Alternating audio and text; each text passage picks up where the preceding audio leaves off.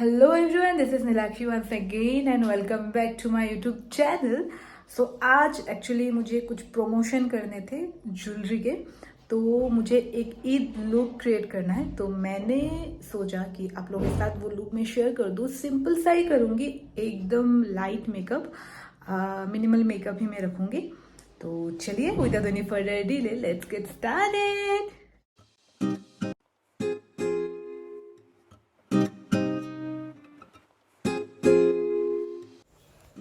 Okay so skin care जो है वो मैंने पहले ही कर लिया था।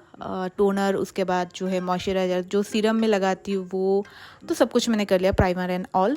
एंड फाउंडेशन में नहीं लगाऊंगी, मैं ज़्यादातर अवॉइड ही करती हूँ। तो मैं यहाँ पे यूज़ कर रही हूँ दो कंसीलर, एक स्विस ब्यूटी का और सेकेंड वन इज़ मामा अर्थ।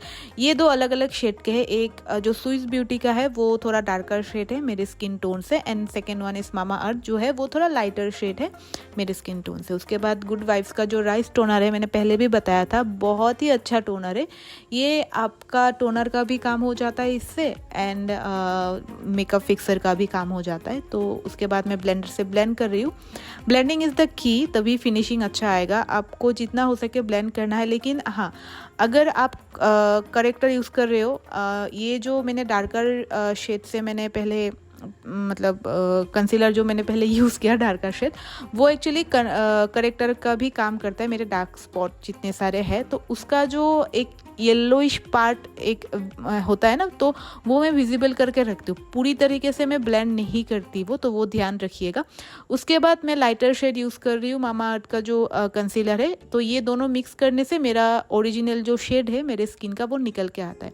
और ये सब कुछ आपको ट्राई करने से ही पता चलेगा, क्योंकि हर काम को करने का ना ट्राई एंड एरर मेथड होता है। आप किसी भी फील्ड में चले जाओ, आप कोई भी काम करो, ट्रायल एंड एरर, क्योंकि आप गलती करोगे उससे आप सीखोगे।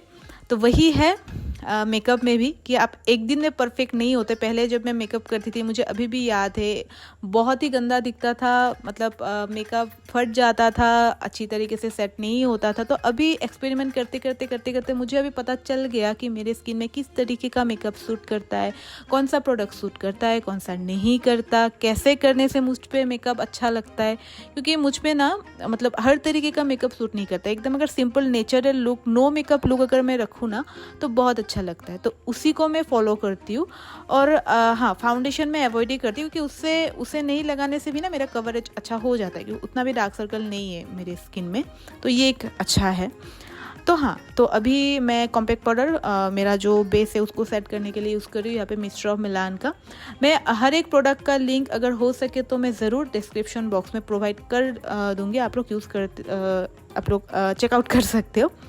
एंड ये जो मिस्टर मिलान का कॉम्पैक्ट पाउडर, ये मैं 2 ईयर से यूज़ कर रही हूँ, लास्ट 2 ईयर से, क्योंकि ये बहुत ही अच्छा, इस पर SPF भी है। एंड जो ब्लश मैं यूज़ कर रही हूँ, ये तो अभी मेरा मतलब क्रश बन चुका है। ये फेस कनाडा का है। एकदम ही नेचुरल लुक देता है ये, ठीक है।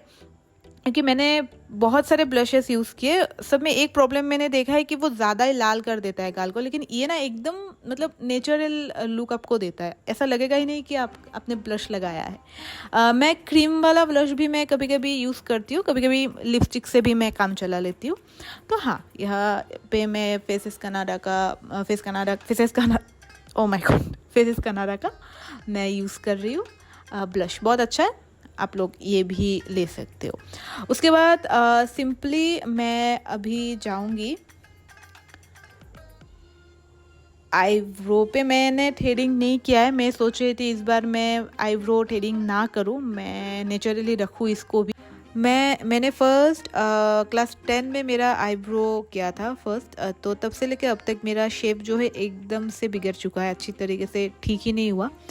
तो मैंने अभी सोचा कि मैं रखूँगी और घर पे ही मैं रिमूव करूँगी, मुझसे जितना हो सके इतना तो मैं कर ही लेती हूँ।